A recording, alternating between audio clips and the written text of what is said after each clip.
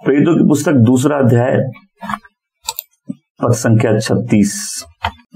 इसलिए समूचा इज़राइल निश्चय पूर्वक जान ले कि परमेश्वर ने इस यीशु को, जिसे तुमने क्रूस पर चढ़ा दिया था, प्रभु और मसीह दोनों ठहराया था।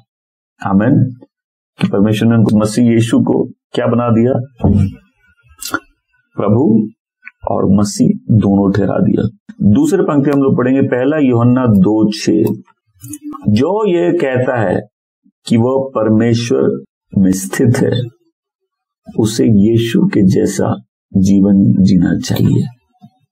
आमीन। सो ये हम लोग की आज की मेन पंक्ति है, 1 यूहन्ना 2:6, जो हम लोग का मनन है कि जो कहता है कि वह परमेश्वर में स्थित है, उसे यीशु के जैसा जीवन जीना चाहिए। आमीन। सो आज हमने जब वर्शिप की बात की, चर्च अटेंडेंस की बात की, यहीं तक नहीं होना चाहिए ना कि हम क्रिश्चियन, हम संडे चर्च जाते हैं। आप क्या जानते, कई लोगों के लिए विश्वासी जीवन वही है, हम संडे चर्च जाते हैं।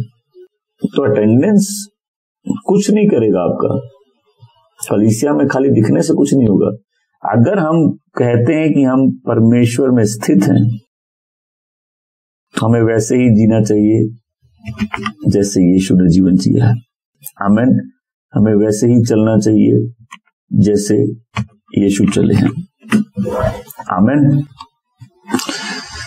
हमने और इस सीरीज में, मेरे ख्याल से सीरीज बहुत पावरफुल और ब्लेस्ड सीरीज है, अगर कोई ध्यान से सुने। जब भी हम लोग किसी व्यक्ति को जीवन में जानते हैं, जानने की कोशिश करते हैं, लाइफ की एक ऐसी मिस्ट्री है कि जीवन का प्रभाव तो होता ही है।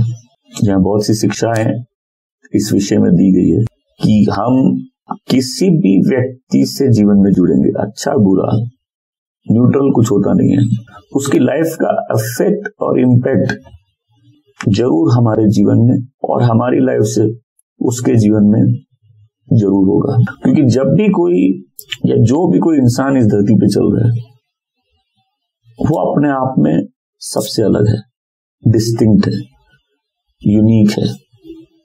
कई बार हम लोग दूसरों के जैसा बनना चाहते हैं, तो मैं बताऊंगा किसके जैसा हम लोग को बनना है। ये आज का क्विज है, बहुत इजी है। हम लोग किसके जैसा बनना है। लेकिन जब हम लोग किसी और के जैसे बनना चाहते हैं, तो हम लोग कई बार अपनी यूनिकनेस, अपनी आइडेंटिटी खो देते हैं। परमेश्वर ने हमको जैसा डिस्टिंक्ट व्यक्ति बनाया, पर डिस्टिंक्ट कैसा होता है? हर व्यक्ति का एक नेचर है, हर व्यक्ति की बातें, कुछ बातें होती, बात करने का तरीका होता है। और इसमें भी पहले नेगेटिव और पॉजिटिव भूल जाइए। यीशु संसार में आए तो मनुष्य का रूप धारण किया।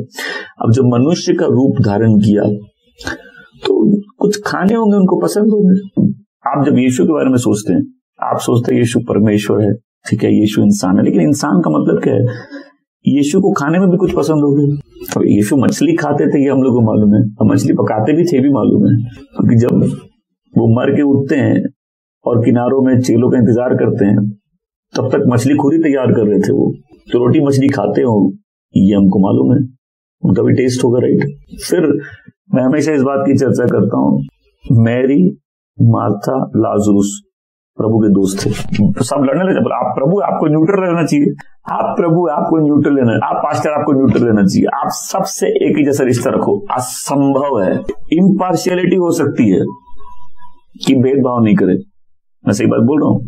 एक घर में एक व्यक्ति के अगर 5 बच्चे भी हैं, 3 बच्चे हैं, वो भेदभाव नहीं करेगा, लेकिन असंभव है सबसे एक जैसा रिश्ता हो सके। एक बच्चा गले लगेगा, पप्पी देगा। कितने कितने लोगों के घर में ऐसे बच्चे हैं। अच्छा, एक होगा जिसको गले मिलो तो वो अपना हाथ भी आगे नहीं बढ़ाएगा, तो जिसको टच पसंद नहीं है। कितने लोगों के घर में ऐसे बच्चे हैं बिना टच वाले हैं, टच पसंद नहीं है इनको। तो अलग अलग टाइप के बच्चे होते हैं ना। एक लाडला होता है। लाडला क्यों होता है? क्योंकि वो लाड करता है। तो माँ बाप भले ही पक्षपात नहीं करे, लेकिन क्या संभव है एक सबसे एक रिश्ते हो?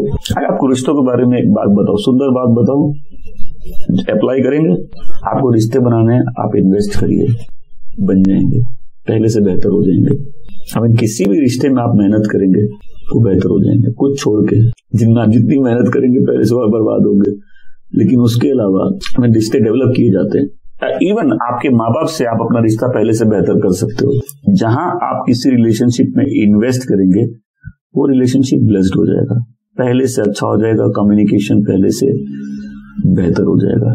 तो एक माँ के 3 बच्चे हैं, एक बाप के 3 बच्चे, क्या संभव है तीनों से एक जैसा रिश्ता होना? नहीं, हो नहीं सकता, क्योंकि रिश्ता हमेशा एक व्यक्ति से दूसरे व्यक्ति का होता है। सबके नेचर होते हैं, बात करने का तरीका होता है, हालचाल। अच्छा, कुछ लोग इतने रूखे होते हैं पानी भी नहीं पूछे, कुछ लोग खिला खिला के मार दे, ऐसे भी होते हैं। अच्छा, कुछ लोग दोस्त बनने के लायक ही नहीं है, इसलिए तो कोई दोस्ती नहीं है। बाइबल में लिखा है कि अगर तुमको दोस्त चाहिए, दोस्त बनाने लायक हो गए तब तो दोस्त बनेंगे। नेचर होते हैं ना। तो जब 2 जन रिलेट करते हैं, इसलिए करते हैं कि उनके नेचर का, लाइफ का कोई भी 2 एस्पेक्ट मैच करने लगता है। मैं बहुत मनन करता हूं कि यीशु के दोस्त थे मार्था, मरियम और लाजरूस। तो जीसस कई बार बैथनी जाके उनके साथ टाइम स्पेंड करते थे। दैट मीन्स यीशु को पर्सनली कंफर्टेबल लगता था अपने दोस्तों के बीच में, जैसे सबको लगता है। मैं एक जरूरी बात समझाना चाहता हूँ प्रभु यीशु के बारे में। जब प्रभु यीशु के 3 दोस्त हैं और वहां जाके कंफर्टेबल होते हैं, मतलब आप बोलोगे नहीं प्रभु आप न्यूट्रल रहिए, आप मेरे से भी बराबरी का वैसा रिश्ता रखिए। रिश्ता डेवलप करने से बनता है, आमीन। और कोई ऐसा रिश्ता नहीं है जो हम लोग के जीवन को प्रभावित नहीं करता। आप डरपोक व्यक्ति के साथ थोड़ा टाइम रहो, आप डरने लगोगे। गाली देने वाले के साथ रहो, आप गाली देने वाले लगोगे। आप प्रॉफिट के प्रेजेंस में रहो, आप प्रोफेसी करने लग जाओगे। कोई सुनना मेरी बात को? जो गिफ्ट्स में मूव करते हैं आप उनके साथ रहोगे, आप भी इजीली उसमें गिफ्ट मूव करने लग जाओगे। तो लाइफ में कोई भी रिलेशनशिप हो, जब 2 इंसान एक साथ आते हैं और एक दूसरे का जो प्रभाव होता है वो लोगों को पड़ने लगता है। पूरे विश्वासी जीवन में क्या प्रभाव है जो हमारे ऊपर काम कर रहा है? हम सब यीशु से मिले हैं, और जो नहीं बढ़ रहा वो इसलिए नहीं बढ़ रहा अपने विश्वासी जीवन में क्योंकि यीशु के साथ उसका रिश्ता नहीं बढ़ रहा। पौल को दमिश्क के रास्ते में कौन मिल गया था? यीशु मिल गए थे। उस जीवित यीशु को देखना, फिर उसके साथ रिश्ते में बढ़ना, ये उसके पूरे जीवन के हर क्षेत्र को प्रभावित कर देता है। I mean, कोई समझना चाहता ना विश्वासी जीवन क्या है? विश्वासी जीवन एक व्यक्ति के साथ रिश्ता है, यीशु। आमीन। तो मैन जीसस, वो आदमी जीसस, कितने एक डिस्टिंक्ट पर्सनालिटी है। मैंने दूसरे मैसेज में ये बात समझाई, जब प्रभु मर के उठते वापस, पुनरुत्थान होता है तो, और चेले सब बैकस्लाइड कर जाते हैं, वो सब मछली पकड़ने चले जाते हैं, और प्रभु छोर पे होते हैं, वो नाव पे होते हैं, उनको कोई मछली नहीं मिलती, नहीं पकड़ पाते। अब प्रभु छोर से उनको आवाज निकालते, बच्चों तुमने कुछ पकड़ा? और इस समय उनकी आंखें बंद कर दी जाती हैं। मैं सब लोग आंखें बंद कर दी जाती हैं। वहीं दुकानी 2 लोग उन्नौस की तरफ जा रहे हैं और प्रभु यीशु उनके पीछे पीछे चल रहे हैं, तो बात कर रहे हैं, तुमको नहीं मालूम आज यरूशलेम में क्या हुआ है? क्यों? उनकी आंखें बंद कर दी जाती है। लेकिन बाद में जब वो रिटर्न कर रहे होते हैं, अचानक से प्रभु उनसे बात करते करते बीच में गायब हो जाते हैं। तो बोलते हैं कि क्या जब वो हमसे बात कर रहे थे हमारे अंदर आग नहीं जल रही थी? वो प्रभु थे। प्रभु यीशु किसी से बात करेंगे उसके अंदर आग जलने लग जाएगी। फिर जब वो किनारे पे मछली नहीं पकड़ पा रहे थे, वो नाव पे थे, प्रभु उनको बोलते बच्चों मछली पकड़ी, तो वो प्रभु को पहचानते नहीं है। क्यों नहीं पहचानते? 3 साल से तो उनके साथ थे, उनको पहचानने नहीं दिया जाता है कि प्रभु को देख के पहचान सके। तो जब वो मछली पकड़ लेते, प्रभु बोलते नाव मतलब जाल गहरे में डालो, दाहिने तरफ डालो, वो मछली जब पकड़ लेते हैं तो यूहन्ना बोलता है ये प्रभु है। अब पहली बार उनको मालूम है कि प्रभु यीशु कैसे काम करते हो। 3 साल से प्रभु के साथ रहे हैं, आप इतने साल से विश्वास से, अगर आपको अभी तक नहीं मालूम परमेश्वर कैसे काम करते हैं आपके जीवन में, तो फिर मतलब आप रिश्ते में नहीं बढ़ रहे। आप किसी व्यक्ति की अगुवाई में, किसी व्यक्ति के स्पर्श में, किसी व्यक्ति की बातों को अगर नहीं समझ पा रहे, मतलब आप उस व्यक्ति के साथ, विश्वासी जीवन पूरा प्रभु यीशु मसीह के साथ रिश्ता है। यहाँ लोगों के 99% लोगों के स्ट्रगल या फाइनेंसेस में या रिलेशनशिप में, आप एग्री करेंगे? और मैक्सिमम लोगों का फाइनेंसेस से भी ज्यादा रिलेशनशिप का, लोग स्ट्रगल ही कर रहे हैं कि रिलेशनशिप में, और 2 लोग जब एक साथ आए हैं तो उसका प्रभाव दोनों के जीवन पे हो रहा है। बट पूरा विश्वासी जीवन एक रिलेशनशिप है। ये चर्च अटेंडेंस नहीं है, ये एक सहभागिता है, एक रिलेशनशिप है प्रभु यीशु के साथ, उस व्यक्ति के साथ जो अपने पर्सनालिटी में डिस्टिंक्ट है, जिसके काम डिस्टिंक्ट है। अगर आप कहीं भी हो, मेरी आवाज पहचान जाएंगे कि नहीं? आप पहचान जाएंगे, राइट? यीशु की भी जब यीशु धरती पे चल रहे थे एक आवाज थी। जब थोमा मर के उठने के बाद बोलता है कि मैं घाव छू लूं, तो उस पुनरुत्थान वाले शरीर में भी प्रभु के घाव रिटेन है, घाव अभी भी है। मतलब घाव मतलब अब उससे खून नहीं निकल रहा, लेकिन वो मार्क्स उनके अब अपने मार्क्स है, वो ग्लोरी के मार्क्स है, वो दर्द के मार्क्स नहीं है, वो ग्लोरी के मार्क्स है, लेकिन प्रभु की बॉडी में रिटेन्ड है। क्यों? आज इंसान जब कोई व्यक्ति बनता है वो डिस्टिंक्ट बन जाता है। आदमी के अंदर जो गिफ्ट्स होते हैं, जो उसकी पर्सनालिटी होती है, जो उसका भाग्य होता है, सब उसकी सोल में डिपॉजिट होता है। जब बच्चा जन्म लेता है तो इसलिए कुंडली बनाते हैं ना लोग, पता करने के लिए कि इसकी लाइफ में क्या फीचर्स हैं, इसकी लाइफ की क्या पॉसिबिलिटीज हैं। तो सब कुछ बच्चा अपने अंदर लेके पैदा होता है। मैं आज इस बात को समझाना चाहता हूं कि वो प्रभु यीशु एक डिस्टिंक्ट पर्सनालिटी है, एक व्यक्ति है, और जितने लोगों को उद्धार मिला है वो उस व्यक्ति से मिले हैं। पतरस यीशु से मिल लिया, जकियस उस दिन प्रभु यीशु से मिल लिया, पौलुस दमिश्क के रास्ते में उस व्यक्ति से मिल लिया। अगर मिलने पे आपको नया जन्म मिला है तो आपका उद्धार तो निरंतर उस व्यक्ति के साथ रिश्ते में बढ़ने से है। पौलुस बोलता फिलिपियों 3:10 में कि मैं उसको जान सकूं, उसके पुनरुत्थान का सामर्थ और उसकी जो सफरिंग है, कष्टों में मैं शेयर कर सकूं, मैं उसकी तरह बन सकूं। आपको लगता है कि पौल प्रभु यीशु को नहीं जानता था, लेकिन फिर भी वो क्या बोल रहा है कि मैं उसको जान सकूं। आमीन। तो ये उद्धार रिजल्ट है एक एनकाउंटर का जो एक व्यक्ति के साथ हुआ है। उस व्यक्ति का नाम है यीशु। जो उससे मिल लेता है उसकी लाइफ चेंज हो जाती है, उसका जीवन बदल जाता है। उस व्यक्ति से रिश्ता होने के कारण ही आत्मिक जीवन में सारे परिवर्तन आते हैं। ये इम्पैक्ट है एक व्यक्ति को जानने का, ये इम्पैक्ट है एक व्यक्ति से मिलने का, ये इम्पैक्ट है उसके वचनों का, ये इम्पैक्ट है उसके प्यार का। आमीन। और ये यीशु कौन है? आज इस वचन को आप सुन रहे हैं, आप मन बनाइए, नहीं, मुझे प्रभु यीशु के साथ संगति में बढ़ना है। परमेश्वर के फेवरेट्स नहीं, इंटीमेट्स होते हैं। उसमें फर्क क्या है? प्रभु के फेवरेट नहीं, करीबी लोग होते हैं। आमीन। आप जब इस रिलेशनशिप में इन्वेस्ट करेंगे तो आप इसमें ग्रो करेंगे। प्रभु यीशु अवेलेबल है सहभागिता के लिए, लेकिन आपको अपना विश्वासी जीवन समझना पड़ेगा। विश्वासी जीवन चर्च अटेंडेंस नहीं है, विश्वासी जीवन प्रभु यीशु के साथ संगति है। प्रभु यीशु के द्वारा पिता और पुत्र के साथ और पवित्र आत्मा के साथ संगति है। तो ये व्यक्ति यीशु के बारे में आज एक बात, और इस सीरीज में आगे भी एक एक बात इस व्यक्ति के बारे में, इसके नेचर, इसके कैरेक्टर के बारे में, इस व्यक्ति के कैरेक्टर के बारे में मैं फिर से बोल रहा हूं आज के पूरे मैसेज में।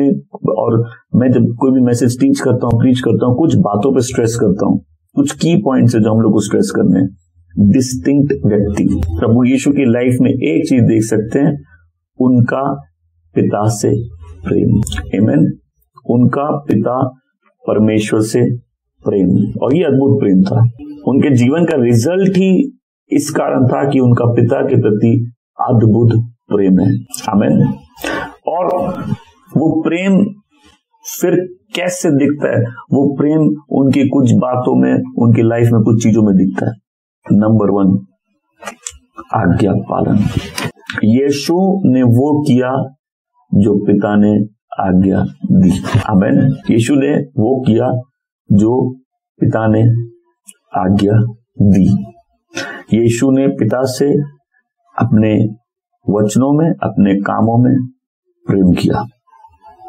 काम में सिर्फ मुंह ज़बानी प्रेम नहीं, उनके जीवन का मुख्य उद्देश्य था जो पिता ने कहा है मुझे उसे पूरा करना है। और ये कोई भार नहीं था, ये उनकी लाइफ का ऑब्जेक्टिव था, उनके जीने का कारण था। ठीक, हम लोग सब जब पैदा होते हैं कुछ ले के साथ आ रहे हैं, वो हम लोग को नहीं मालूम, हम लोग पूरी लाइफ डिस्कवर करने में लगा देते हैं।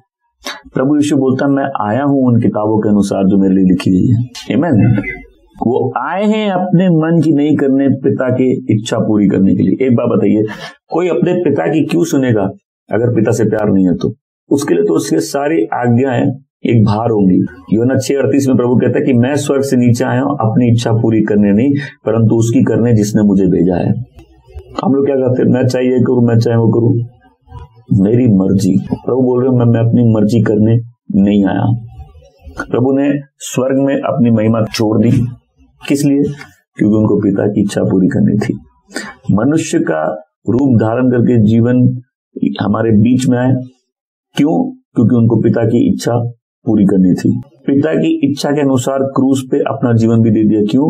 यही पिता की इच्छा थी और यीशु मसीह ने पिता की आज्ञा पालन किया, क्योंकि वो उससे प्यार करते थे या करते हैं। आमीन। और ओबीडियंस क्या है? आज्ञा पालन क्या है?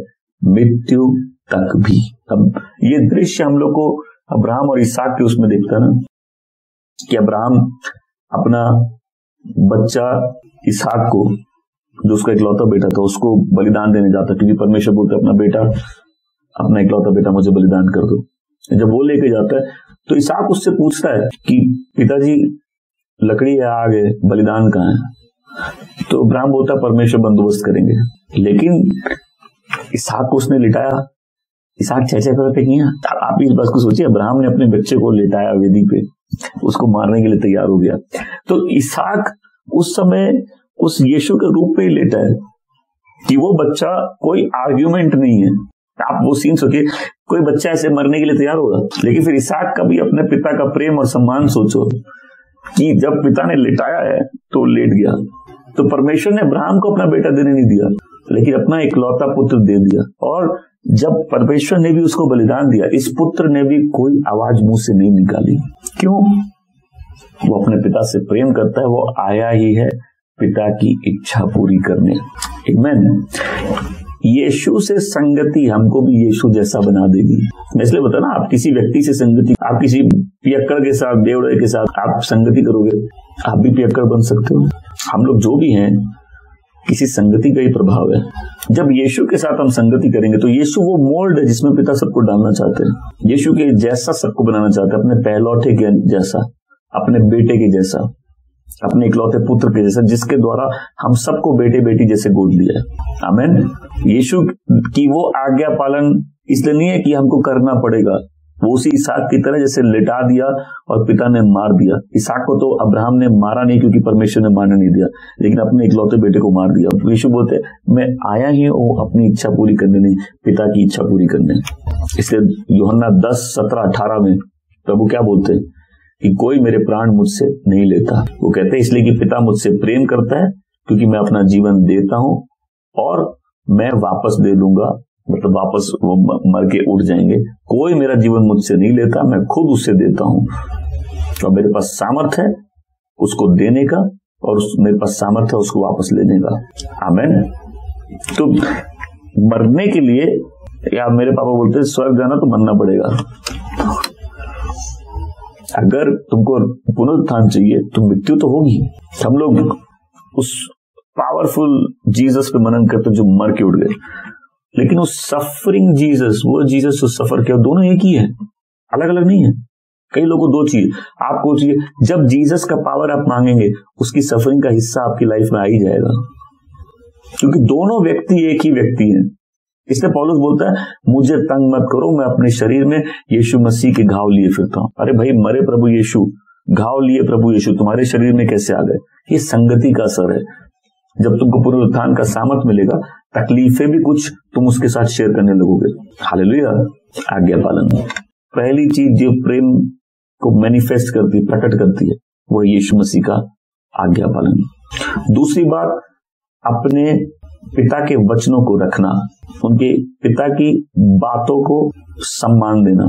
यूहन्ना 8:55 में तुमने उसे कभी नहीं जाना, पर मैं ये जानता हूं, यदि मैं ये कहूं कि मैं उसे नहीं जानता तो मैं तुम लोगों की तरह ही झूठा ठहरूंगा। मैं उसे अच्छी तरह जानता हूं और जो वो कहता है मैं उसका पालन करता हूं। आज्ञा मानना एक अलग चीज है। प्रभु यीशु के लिए पिता की बातें ही मूल्यवान है। एक आदमी आज्ञा मान भी सकता है बिना दिल से प्यार किए, लेकिन प्रभु यीशु खाली आज्ञा नहीं मानते, पिता के वचन, पिता की बातें उनके लिए एक ट्रेजर की तरह है। पिता की बातें, पिता के शब्द उनके लिए एक खजाने की तरह है, उनके लिए बहुमूल्य है। आमीन। तीसरी बात, प्रभु के जीवन में जो हम देखते हैं, जो उनके प्यार को मैनिफेस्ट करती है, उनका सबमिशन, उनका अपने आप को पिता को देना। मत्ती 26:39-42 में लिखे कि प्रभु वहां जाते हैं, झुकते हैं, अपना सिर जमीन की ओर झुकाते और प्रार्थना करते हैं कि पिता, अगर संभव है तो ये कटोरा मेरे आगे से हटा ले, परंतु फिर भी मेरी नहीं तेरी इच्छा पूरी हो। और फिर वो दूसरी बार गए और प्रार्थना की, मेरे पिता, अगर ये हट नहीं सकता तो कि मुझे इसे पीना ही पड़ेगा, तो आपकी इच्छा पूरी हो। आमीन। Submission, complete submission, unwavering submission, कि मृत्यु तक भी वो बेटा अपने पिता को सबमिटेड है। अब यीशु मसीह अपने मृत्यु पर ही मनन कर रहे थे, तो वो कितना कष्ट उनके प्राणों में ला रही थी वो चीज, कि उनको पूरे पृथ्वी का, पूरे मानव जाति का पाप अपने ऊपर उठाना है। और उनके प्राण में इतना दुख था जैसे मृत्यु वो खुद फील कर रहे हैं, लेकिन फिर भी क्या बोलते, पिता आपकी इच्छा पूरी हो। सबमिशन। मैं कहा से 10 साल हो गया, 8 साल हो गया, तंजानिया में एक चर्च पे प्रीच कर रहा था, और यीशु मसीह गार्डन में बैठे, क्रूज पे नहीं। तो वो लोग ऐसे देखे थे अपोस्तल की, जैसे ये कोई झूठा प्रीचर है, क्या नई बात बता रहा है। हम बोले एक आदमी जब मन से मर जाता उसको कोई नहीं मार सकता। फिर वो गार्डन में ही अपनी इच्छा में मर गए थे। आमीन। कि पिता मेरी नहीं तेरी इच्छा पूरी हो, ये कटोरा अगर नहीं हटता फिर भी तेरी इच्छा पूरी हो। मरे हुए आदमी को कोई नहीं मार सकता। आमीन। तो लोग सोचते हैं क्रूस पे मरा, लेकिन उसका डिसीजन वहां गार्डन में सबमिशन से आया, जहां प्रभु यीशु ने पूर्ण रूप से अपने आप को पिता के हाथों में दे दिया। चौथी बात, प्रभु यीशु का प्यार पिता के लिए प्रकट होता है उनके आज्ञा मानने में, जो आनंद है उसमें, कि कोई भी जो बातें पिता की वो प्रभु के लिए भार नहीं, वो उसके लिए आनंद का विषय है, एक डिलाइट है। लूका 2:48 और 39 में जब उनकी मां से खोज रही थी 3 दिन तक, तो कहती है, बेटा तूने हमारे साथ ऐसा क्यों किया, देख तेरा पिता और मैं तुझे खोज रहे हैं और दुखी हैं। तो उसने कहा कि तुम मुझे क्यों खोजते हो, क्या तुम नहीं जानते मैं अपने पिता के काम में लगा हूं, क्या पिता का काम करता हूं। तो उस 12 साल की उम्र में भी प्रभु यीशु का जो दिल का आनंद था, डिलाइट। कई बार हम लोग वर्शिप अटेंड करते हैं लेकिन हार्ट नहीं होता है। कई लोग ऐसे होते हैं ना, आज संडे चर्च जाना पड़ेगा, ये भार नहीं है, ये तो जॉय है। और कई बार हम भी उस सर्विस को, उस सेवा को डिलाइटफुली नहीं करते, एक भार की तरह करते हैं। लेकिन पिता की इच्छा पूरी करना यीशु के लिए भार नहीं था, एक आनंद का विषय था। पिता की इच्छा पूरी करना मेरे लिए खाना है, उसकी इच्छा पूरी करना मेरे लिए खाने जैसा है। और प्रभु भूखे थे, जॉन 4 में प्रभु भूखे थे और उनके चेले उनके लिए खाना खरीदने जाते हैं। जब आते हैं तो प्रभु बोलते मेरे पास खाना है, कौन सा? वो बोले कौन सा खाना है, हम लोग तो मार्केट से लेके, आपको कहां से मिला खाना? तो ये पिता की इच्छा पूरी करना, जिसने मुझे भेजा उसकी इच्छा पूरी करना, ये मेरा खाना है, ये मेरा सेटिस्फेक्शन है, ये मेरा जॉय है। आमीन। क्या हम लोग जॉयफुली प्रभु को सर्व कर रहे हैं कि भार है? अगर भार है भी तो अगर उस यीशु के साथ संगति करेंगे हम चेंज हो जाएंगे। मैं चाहता हूं हम लोग सब इस बात को मनन करें कि हमारा पूरा विश्वासी जीवन, हम उद्धार पाए इसलिए क्योंकि हमने यीशु को जान लिया। उस व्यक्ति से रिलेशनशिप ही हमारी लाइफ चेंज किया है। और यहाँ ग्रोथ कब आएगी? जब हम उस व्यक्ति से रिलेशनशिप में बढ़ेंगे। आमीन। तो हर जन मन बनाए कि मेरे लाइफ का ये उद्देश्य है कि मैं प्रभु यीशु के साथ संगति करूं, कि मैं उसको जान सकूं, उसके पुनरुत्थान का सामर्थ और उसके जो कष्ट है उसकी सहभागिता। यूहन्ना 5:30, जॉन चैप्टर 5:30, मैं स्वयं अपने आप से कुछ नहीं कर सकता, परमेश्वर से जो सुनता हूं उसी के आधार पर न्याय करता हूं, और मेरा न्याय उचित है क्योंकि मैं अपनी इच्छा से कुछ नहीं करता बल्कि उसकी इच्छा से करता हूं जिसने मुझे भेजा है। मतलब पिता की इच्छा जानना, खोजना यीशु के लिए सुप्रीम इंपॉर्टेंस की चीज थी। उनके लिए बहुत जरूरी था कि हर बात में पिता की इच्छा। इसलिए बोले हम खुद कुछ कर, इसलिए बताइए ना कि यीशु खुद कुछ नहीं कर सकते। इसका मतलब ये कि खुद कुछ करेंगे नहीं, वो खुद कुछ नहीं कर सकते क्योंकि उन्होंने कभी खुद कुछ किया नहीं है। उन्होंने पिता की इच्छा को खोजा है। आमीन। हम लोग बहुत कुछ कर सकते हैं। क्या हम लोग मानते हैं हम लोग बहुत कुछ कर सकते हैं? लेकिन कोई आज बोलेगा नहीं मुझे पिता की इच्छा जानना आज से मेरा उद्देश्य है।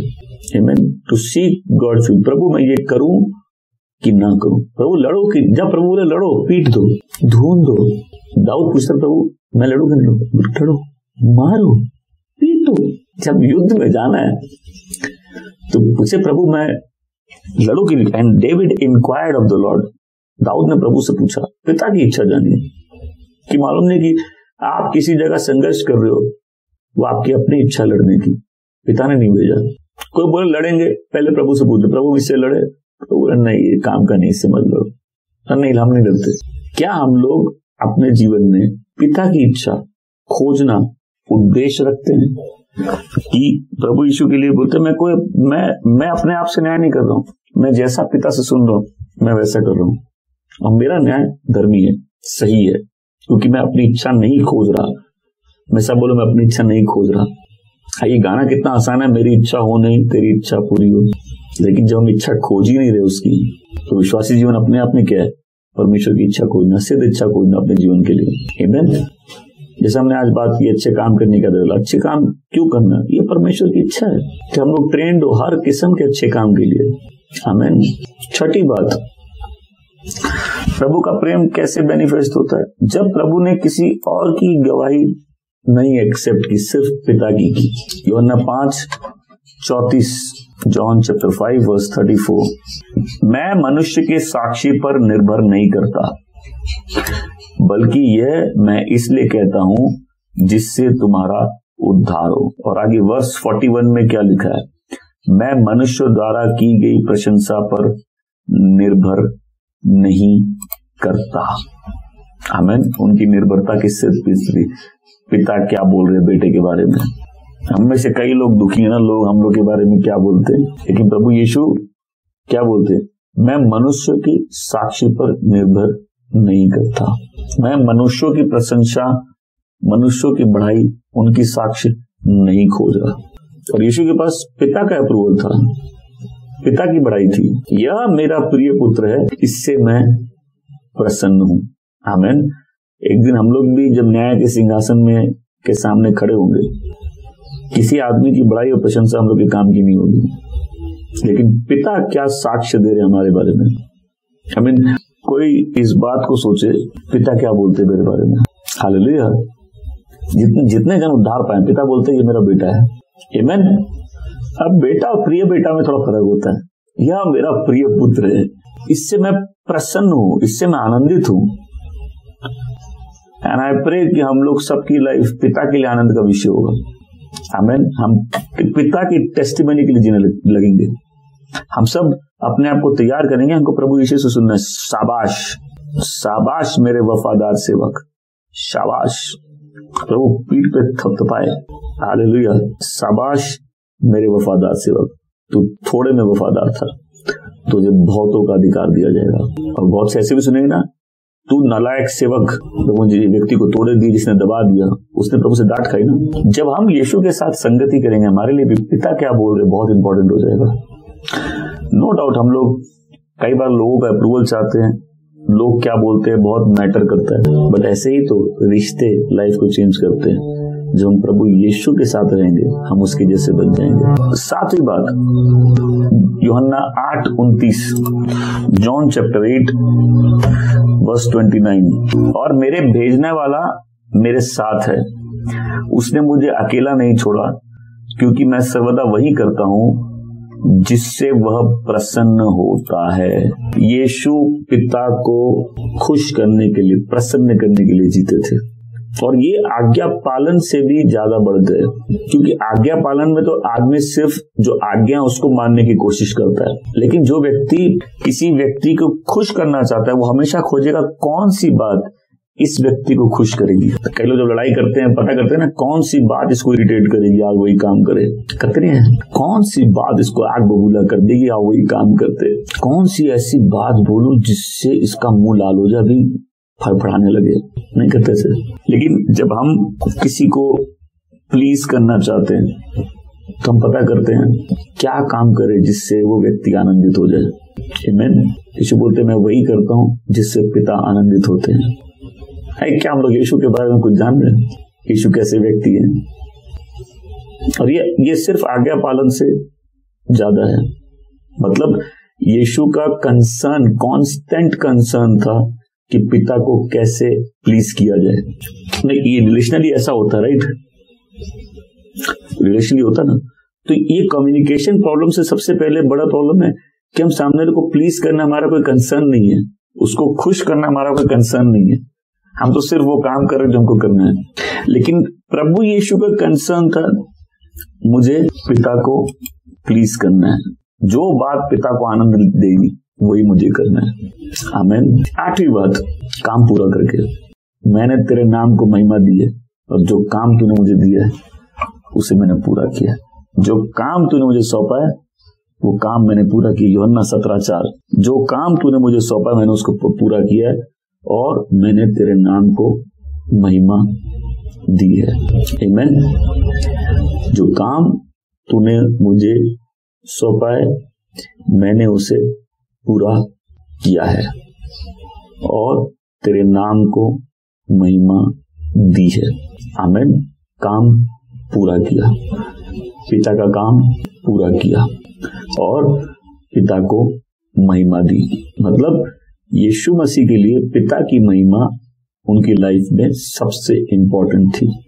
उनकी प्लानिंग, उनकी प्रेयर, उनके काम, उनका सफर करना, उनका मरना, सब पिता की महिमा के लिए था।